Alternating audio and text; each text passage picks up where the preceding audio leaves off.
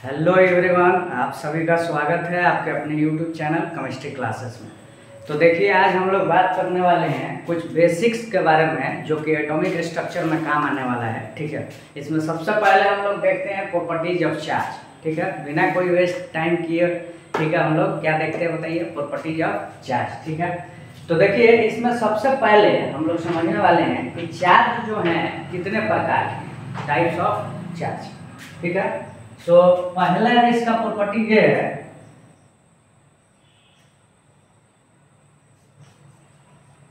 There are two types of charge.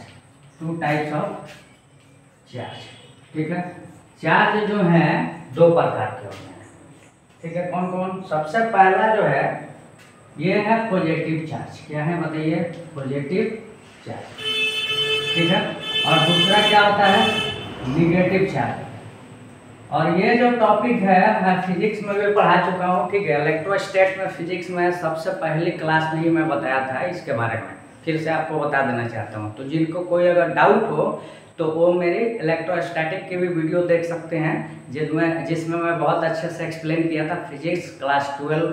ठीक है, लेकिन ये क्लास 11 का है इसलिए इसमें भी मैं बता दे रहा हूँ। क्यों? क्योंकि एटॉमिक स्ट्रक्चर भी ये काम आने वाला है। ठीक है, तो चलिए आगे हम लोग देखते हैं। और एक चीज और बता देना चाहता हूँ, चार्ज दो ही प्रकार के होते हैं, या तो पॉजिटिव हो सकता है, नहीं तो क्या हो सकता है? निगेटिव। न्यूट्रल नाम की कोई चीज नहीं है। आई मीन न्यूट्रल जो है एक्चुअली में वो क्या हो जाता है, कुछ जो चार्जेस होते हैं उसमें पॉजिटिव होते हैं और कुछ जो चार्जेस होते हैं निगेटिव होते हैं, लेकिन दोनों क्या होते हैं? इक्वल मैग्नीट्यूड के होते हैं, तो कैंसिल आउट हो जाते हैं और चार्ज क्या हो जाता है? जीरो हो जाता है। इसीलिए क्या बोला जाता है? न्यूट्रल। ठीक है, वैसे कोई न्यूट्रल नहीं होता है, ओवरऑल मिला जब दिया जाता है तो क्या हो जाते हैं? जीरो हो जाते हैं। आपको ये भी चीज़ मैं बताया हुआ हूँ, किसमें? फिजिक्स में बताया हूँ। ठीक है, तो चलिए हम लोग देखते हैं। पहला तो ये हो गया there are two types of charge. Charge दो प्रकार के होते हैं, या तो पॉजिटिव हो सकता है या क्या हो सकता है? निगेटिव। ये चीज आपको क्लियर हो गया। अब देखिए दूसरा जो पॉइंट है, दूसरा पॉइंट, चार्ज जो होता है ऑलवेज क्वांटाइज्ड होता है। क्या होता है? Charge is always quantized. Charge is always quantized. ठीक है, ये भी मैं पॉइंट बताया हूँ किसमें? फिजिक्स की जब हम लोगों ने क्लास देखा था, सबसे फर्स्ट क्लास, उसमें मैं आपको बताया हुआ हूँ। ठीक है, दो वीडियो में मैं बताया हुआ हूँ चार्जेस की प्रॉपर्टीज। ठीक है, इसमें जो चार्ज है ये हमेशा क्वांटाइज्ड होते हैं। क्वांटाइज्ड वर्ड जो है बहुत टफ हो जाता है बच्चों के लिए, जबकि बहुत आसान चीज है। देखो ये बोलता है जो चार्ज है Q that is equal to NE। क्या होता है? NE। n क्या है? यहाँ पे n क्या है? n जो है इज एन इंटीजर। अब देखो इंटीजर जो है पॉजिटिव भी हो सकती है और क्या हो सकती है? निगेटिव भी। तो n यहाँ पे क्या हो जाएगा? पॉजिटिव निगेटिव दोनों हो सकता है, इसीलिए मैं प्लस माइनस नहीं रखा हूँ। चार्ज पॉजिटिव भी हो सकता है और क्या हो सकते हैं? निगेटिव भी हो सकते हैं। क्लियर? तो चलिए देखिए यहाँ पे जो क्वांटाइज्ड वर्ड का मीनिंग है ये क्या होता है, फिर से समझा देता हूँ एक बार और आपको। यहाँ पे क्वांटाइज्ड का मतलब है कोई भी चीज या तो एक हो सकता है, नहीं तो दो हो सकता है, नहीं तो क्या हो सकता है? तीन हो सकता है, चार हो सकता है, क्या हाफ हो सकता है? जैसे इंसान, फॉर एग्जाम्पल हम ही लोग हैं इंसान, ह्यूमन बींग, या तो एक होंगे, क्या आधा हो सकते हैं, डेढ़ हो सकते हैं, 3.5 हो सकते हैं।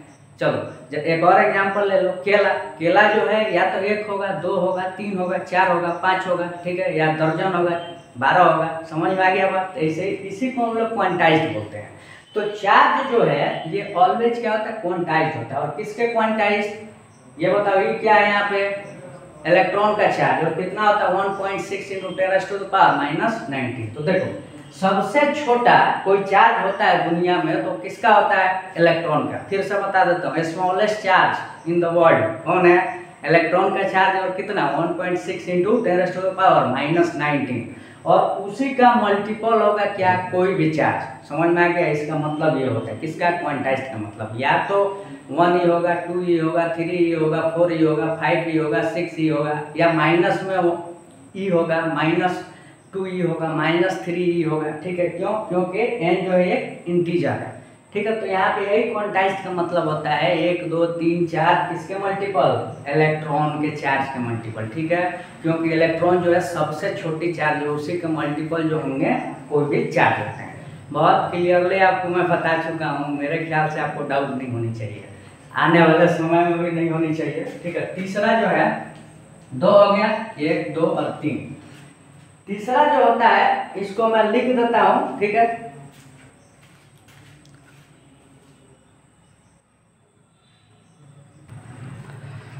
अब देखिए थर्ड जो प्रॉपर्टीज है, 2 प्रॉपर्टी तो हम लोग समझ चुके हैं। सबसे पहले चार्ज 2 प्रकार के होते हैं, there are 2 types of charge, कौन कौन, पॉजिटिव और निगेटिव। और दूसरा जो है चार्ज इज ऑलवेज क्वांटाइज्ड। तीसरा क्या है, force acting between the 2 charges Q1 and Q2 placed at a distance r is always acts along line joining them and it is given by F K Q1 Q2 by r²। इसका मतलब ये है, थोड़ा सा इसको मिटा देता हूँ ताकि हम लोग समझ सकें। अब देखिए इसका मतलब है कि अगर 2 चार्ज है, लेट अस सपोज 2 चार्ज है, एक ये चार्ज और एक ये चार्ज, ये पॉइंट जो चार्ज है Q1 है और दूसरा पॉइंट जो चार्ज है क्या है, Q2 है, ठीक है।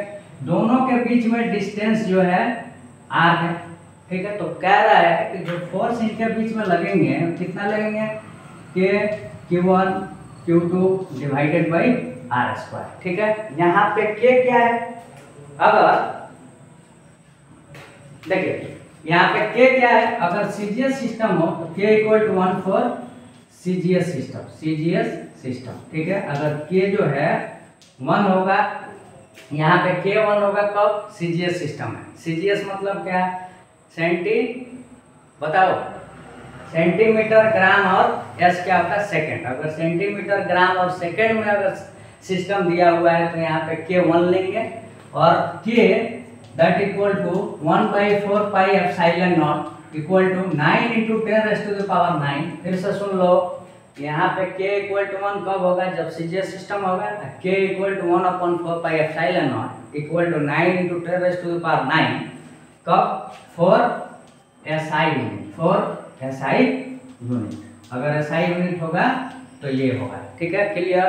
तो K जो है आपको समझ में यहाँ तक आ गया होगा। फोर्स जो है, अगर 2 चार्जेस हैं उनके बीच में r सेपरेशन है, मतलब दोनों के बीच का दूरी r है, तो इसमें एक फोर्स लगते हैं, कौन कौन, K Q1 Q2 by r², ठीक है। बहुत अच्छे से आपको मैं बताया हूँ कूलम्ब्स लॉ। अगर 11th क्लास के आप स्टूडेंट हैं तो 12th का भी पढ़ सकते हो, एक बार जाके देख लो। जो मैं क्यों बता रहा हूँ आपको बता देता हूँ, क्योंकि ये आपको काम आने वाला है, किसमें, एटॉमिक स्ट्रक्चर में ये काम आने वाला है, इसलिए मैं आपको क्या कर रहा हूँ, बता रहा हूँ, ठीक है। तो चलिए यहाँ तक आपको समझ में आ गया होगा। नेक्स्ट हम लोग देखते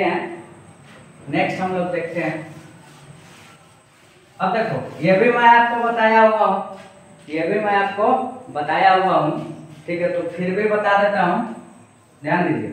अगर पॉजिटिव होंगे तो इनके बीच में क्या होता है, अगर पॉजिटिव निगेटिव होंगे तो इनके बीच में क्या होगा, मतलब ये लाइक चार्जेस क्या करते हैं, repel each other. Like charges repel each other. Like का मतलब है पॉजिटिव या निगेटिव, क्या बोल सकते हो, निगेटिव।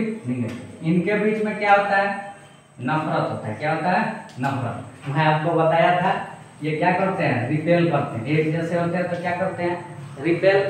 अगर अलग अलग होंगे, let us suppose minus plus है या प्लस माइनस है, तो क्या करते हैं, इनके बीच में बताइए, प्यार रहता है, दैट मीन्स अट्रैक्शन होता है, क्लियर। इसमें क्या होता है, अट्रैक्शन। अगर जैसे कि एक पॉजिटिव है और एक निगेटिव है तो दोनों एक दूसरे को क्या करेंगे, अट्रैक्ट करेंगे। लेट अस सपोज अगर पॉजिटिव है तो क्या करेंगे, रिपेल। निगेटिव है तो क्या करेंगे, रिपेल। एक है निगेटिव एक है पॉजिटिव तो अट्रैक्ट करेंगे। एक अगर निगेटिव है दूसरा पॉजिटिव है, या पॉजिटिव है क्या दूसरा निगेटिव, वही बात हो गया, ठीक है ना। तो क्या करेंगे बताओ, अट्रैक्ट करेंगे। कोई डाउट नहीं होनी चाहिए इसमें। आगे बढ़ते हैं। तो चलिए इसमें एक और मैं आपको पॉइंट बता देता हूँ, चौथा पॉइंट। 3 पॉइंट हो गया, चौथा पॉइंट।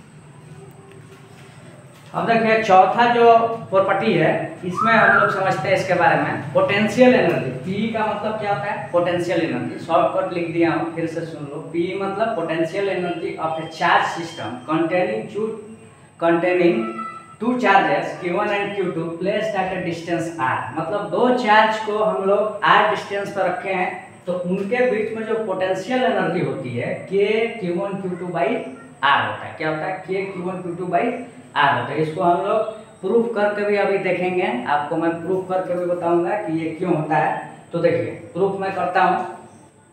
जो चार्ज होता है F इक्वल टू होता है, ध्यान दीजिए, F equal to minus D U upon D R. F equal to क्या होता है? Minus D U upon D R. ये आपको 12th क्लास में पढ़ना है, फिर से बता देता हूँ, 12th क्लास में पढ़ना है फिजिक्स में, लेकिन हमें यूज आएगी किसमें? एटॉमिक स्ट्रक्चर में, इसलिए मैं आपको बता देता हूँ, बाकायदा इसको प्रूफ भी कर देता हूँ कि ये इतना कैसे आता है। ठीक है, चलिए, तो डाउट में नहीं रहना है। अब देखो F इक्वल टू क्या हो जाएगा? Minus D U upon D R. ठीक, दिख रहा है कि नहीं? एक बार देख लो। चलिए, इसको मैं ऊपर का मिटा देता हूँ, उसके बाद हम लोग डिस्कस करते हैं। एक बार मिटा देता हूँ आपको यहाँ ऊपर का, फिर हम लोग डिस्कस करते हैं।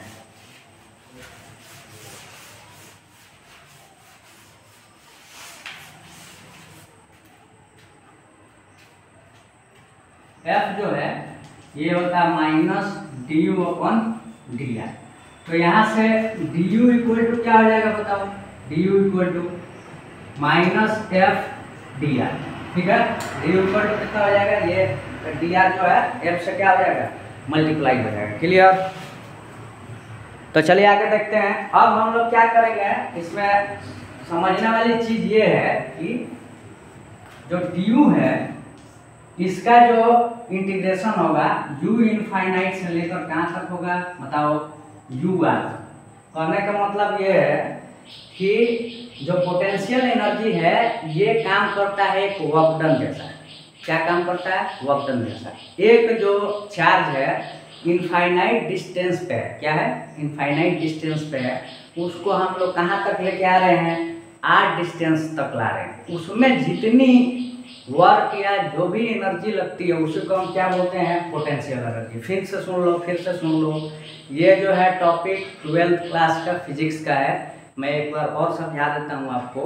ये एक पोटेंशियल एनर्जी जो है, एक चार्ज है, लेट अस सपोज इनफाइनाइट पे है, उसको हम लोग को r डिस्टेंस तक लाना है। ठीक है, तो उसमें जो एनर्जी लगती है उसको लाने में, उसी को हम क्या बोलते हैं? पोटेंशियल एनर्जी बोलते हैं। ठीक है, तो इसीलिए इसका इंटीग्रेशन मैं ले लिया हूँ u इनफाइनाइट से कहाँ तक? u r तक। ठीक है, दैट इज इक्वल टू क्या होगा? Integration of minus F D R. ठीक है, अब यहाँ पे क्या होगा? इनफाइनाइट से कहाँ तक जाएगा?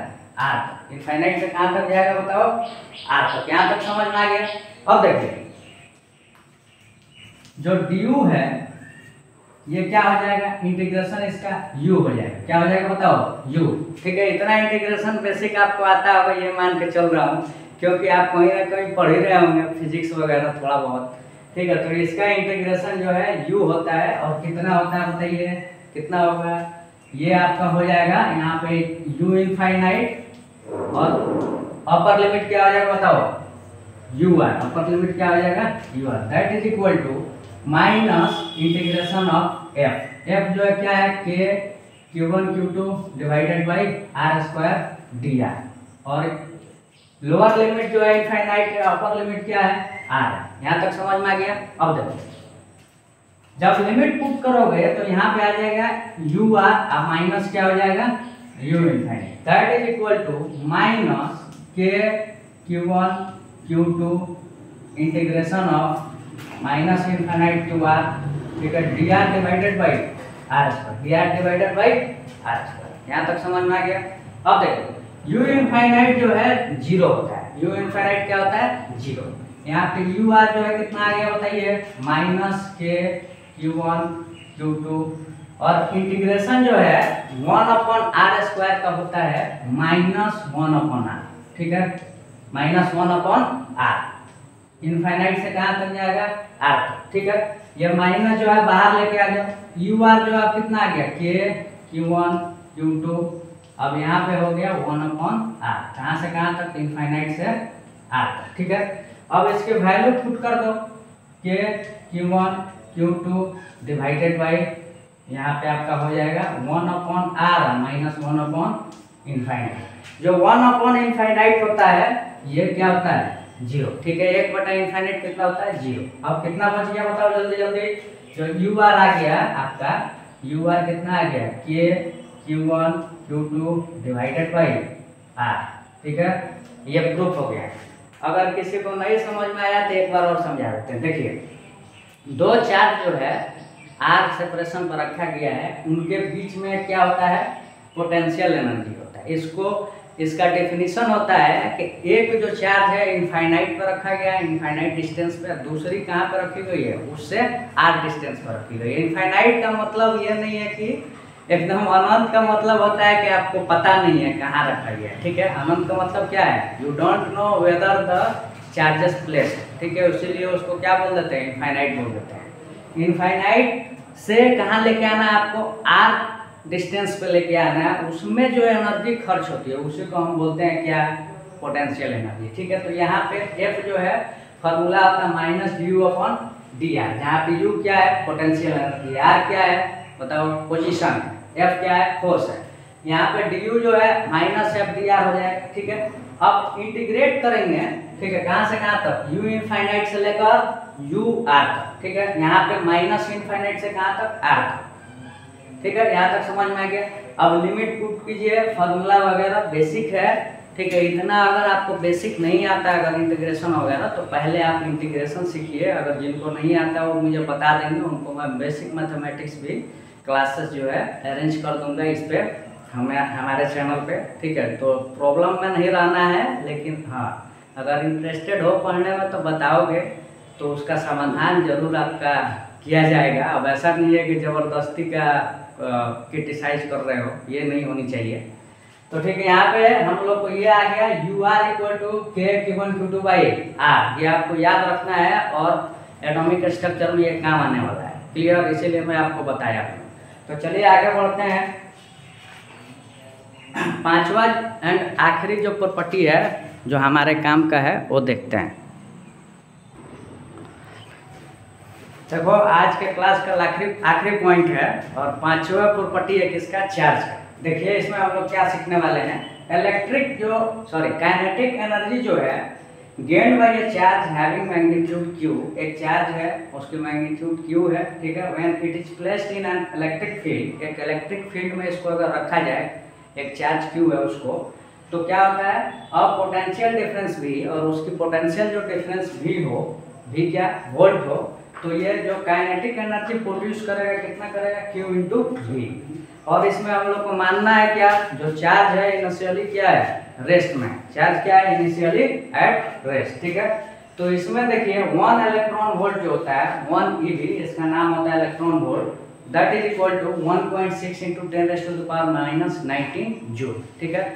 इलेक्ट्रॉन वोल्ट आपको बहुत काम आने वाला है किसमें एटॉमिक स्ट्रक्चर में, ठीक है। लगातार आएगा, बार बार आएगा, ठीक है। हो सकता है कि बहुत लोग सुने होंगे, अगर नहीं सुने हो तो कोई बात नहीं है, फर्स्ट टाइम सुन लो, ठीक है।